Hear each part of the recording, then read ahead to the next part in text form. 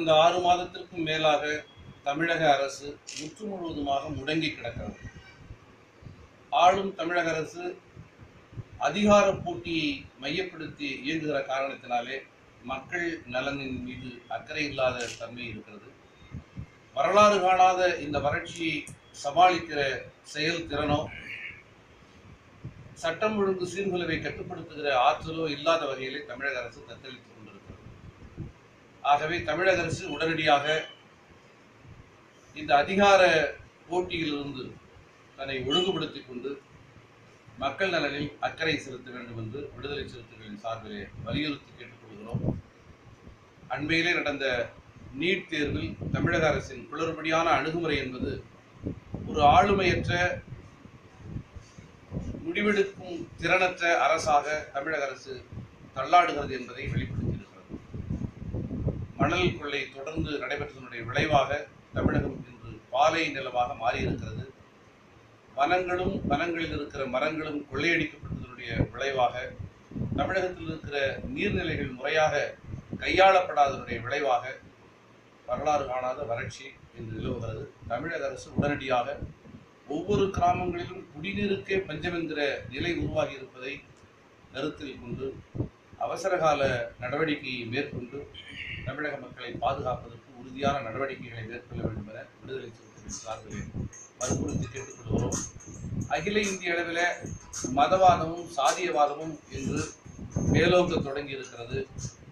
இடதுசாரி இயக்கங்கள் தங்களது கடந்த கால அணுகுமுறைகளை மாற்றிக்கொண்டு மதவாதத்தை சாதியவாதத்தை எதிர்கொள்ளுகிற வகையிலே அனைத்து ஜனநாயக சக்திகளோடும் கைகோர்த்து செயல்பட வேண்டும் என விடுதலை சிறுத்தைகள் தொடர்ந்து வலியுறுத்தி வருகிறோம்.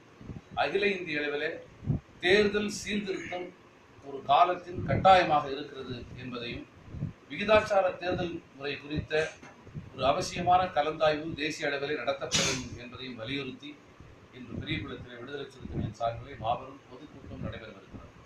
கண்களிலிருந்து வெளிப்பட்ட வெளிச்சம் என்னை ஈர்த்த காரணத்தினாலே இன்று உங்கள் முன்னாலே இருக்கிறது.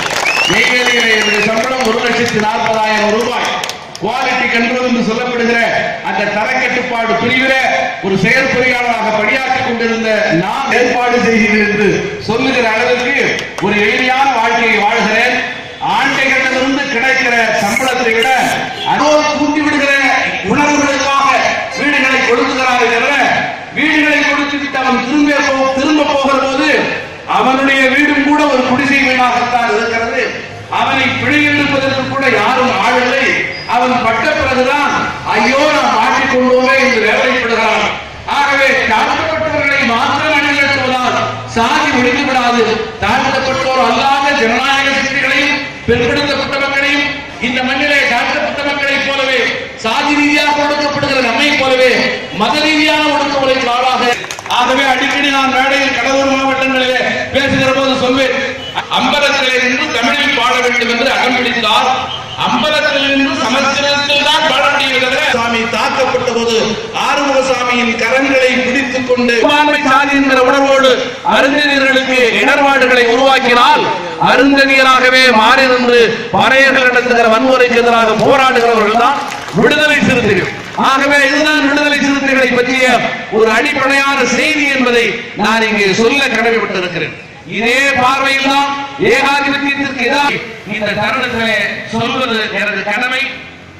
அந்த அடிப்படையில அருமை உறவுகளை இன்று நாம் எடுத்திருக்கிற இந்த தலைப்பு என்பது முதல் முறையாக ஒரு பொதுக்கூட்டத்தில் இத்தகைய தலைப்பின் கீழ் பேசுகிற ஒரு வாய்ப்பு.